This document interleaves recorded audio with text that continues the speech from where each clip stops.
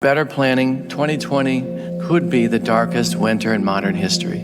Britain is braced for a dark winter as new measures are deployed to stem a surge of coronavirus. New signs of a fall surge and perhaps an even more painful winter as coronavirus cases soar in the U.S. We're about to go into a dark winter.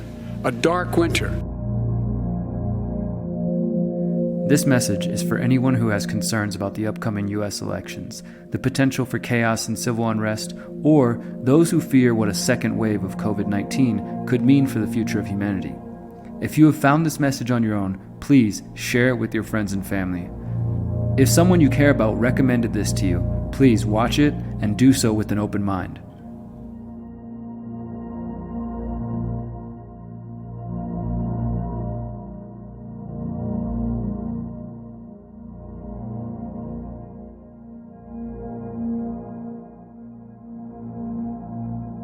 We are in the last few months of a tumultuous year, and it appears that there might be more unprecedented events on the way. As we near election 2020, it's important to step back and analyze the potential plans of the predator class. Specifically, it's important to understand a number of recent government simulations and exercises. First, let's look at the exercise known as Event 201. 1 year ago, on October 18, 2019, the Bill & Melinda Gates Foundation partnered with the Johns Hopkins Center for Health Security and the World Economic Forum on a high-level pandemic exercise known as Event 201. Event 201 simulated how the world would respond to a fictional coronavirus pandemic known as CAPS, which swept around the planet. The simulation imagined 65 million people dying, mass lockdowns, quarantines, and censorship of alternative viewpoints under the guise of fighting disinformation, and even floated the idea of arresting people who question the pandemic narrative. The outcome of the CAPS pandemic in Event 201 was catastrophic. Coincidentally, one of the players involved with Event 201 was Dr. Michael Ryan, the head of the World Health Organization's team responsible for the international containment and treatment of COVID-19. Dr. Michael Ryan has called for looking into families to find potentially sick individuals and isolate them from their families. Due to the vast web of connections between Bill Gates and nearly every organization connected to the COVID-19 fight, a growing number of researchers are questioning the motivations of Gates and other officials involved in the Event 201 exercise. Crimson Contagion and Clade X. Another important exercise was known as Crimson Contagion and simulated an outbreak of a respiratory virus originating from China. From August 13 to August 16, 2019, Trump's Department of Health and Human Services, headed by Alex Azar, partnered with numerous national, state, and local organizations for the exercise. According to the results of the October 2019 draft report, the spread of the novel avian influenza named H7N9 resulted in 110 million infected Americans, 7.7 million hospitalizations, and 586,000 deaths. Another simulation known as Clade X took place on May 2018. This event examined the response to a pandemic resulting from the release of a fictional virus known as Clade X.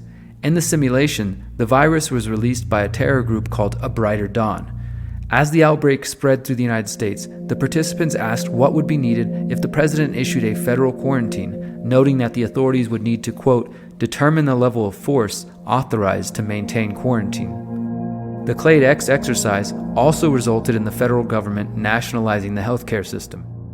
The leaders of these controversial pandemic simulations that took place before the coronavirus crisis have long-standing connections to the U.S. intelligence and U.S. Department of Defense. Even more troubling is that key players in the exercises, specifically Event 201 and Clade X, share a common history in another biowarfare simulation known as Dark Winter. The Darkest Winter. The Dark Winter exercise took place in June 2001, only months before the 9/11 attacks. This exercise took place at Andrews Air Force Base in Camp Springs, Maryland, and involved several congressmen, a former CIA director, a former FBI director, government insiders, and privileged members of the press. The exercise simulated the use of smallpox as a biological weapon against the American public. During the Dark Winter exercise, authorities attempted to stop the spread of dangerous misinformation and unverified cures, just like with the Event 201 simulation. Dark Winter further discusses the suppression and removal of civil liberties, such as the possibility of the president to invoke the Insurrection Act, which would allow the military to act as law enforcement upon request by a state governor, as well as the possibility of martial rule. The script says martial rule may, quote, include, but are not limited to, prohibition of free assembly, national travel ban, quarantine of certain areas, suspension of the writ of habeas corpus, and/or military trials in the event that the court systems become dysfunctional. What is important to know is that Dark Winter was largely written and designed by Tara O'Toole and Thomas Inglesby of the Johns Hopkins Center, along with Randy Larson and Mark Demir of the Analytic Services Institute for Homeland Security. O'Toole, Inglesby, and Larson were directly involved in the response to the alleged anthrax attacks, which took place in the days after September 11, 2001. These individuals personally briefed Vice President Cheney on Dark Winter. Coincidentally, Event 201 was co-hosted by the Johns Hopkins Center for Health Security, which is currently led by Dark Winter co-author Thomas Inglesby. Tara O'Toole was also a key player in the Clade X simulation. The name for the exercise comes from a statement made by Robert Cadleck, a veteran of the George W. Bush administration and a former lobbyist for military intelligence and intelligence contractors. In the script, Cadleck states that the lack of smallpox vaccines for the U.S. population means that it, quote, could be a very dark winter for America. Angie, it means it could be a very dark winter for America.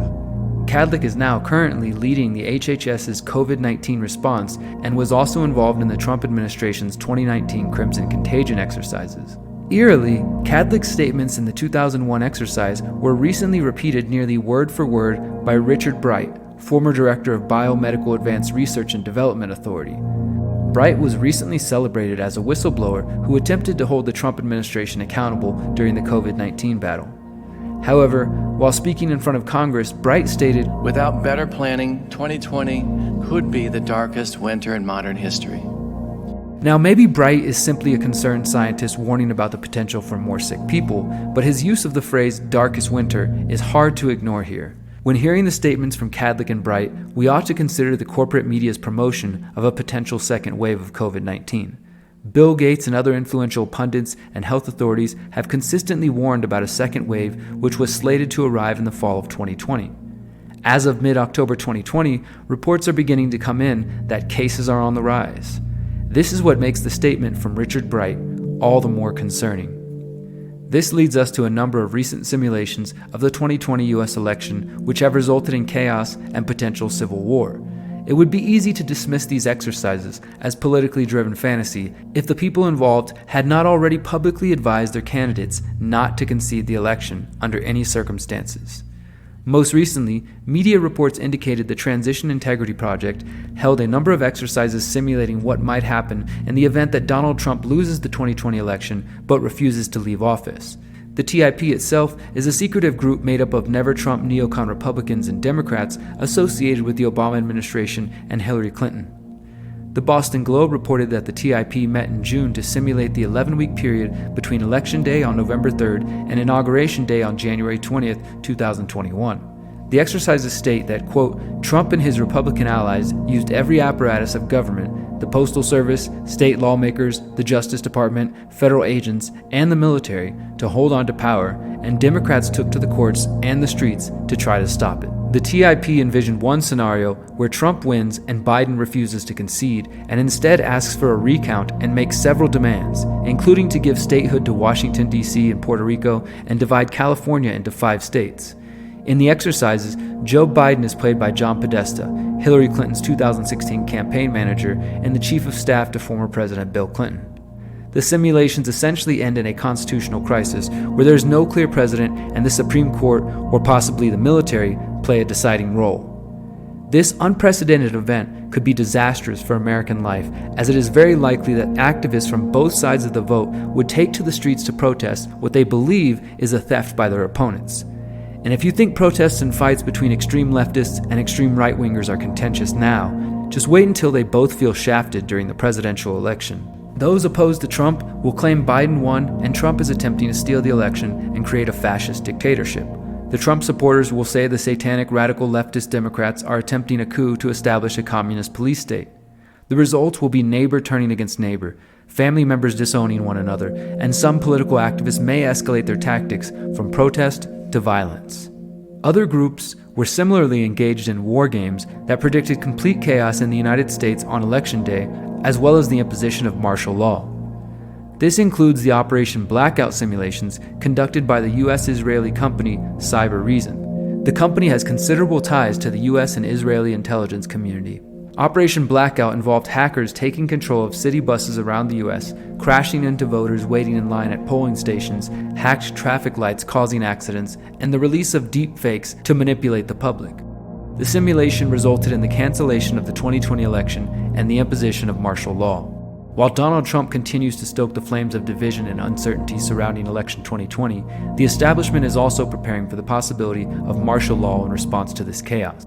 Meanwhile, the public is being prepared for a second wave of COVID-19 infections, which could lead to the foreshadowed darkest winter. While I don't care to install fear, I do encourage everyone to heed these warnings and be prepared for potential unrest in the days and weeks following the election. Are you prepared?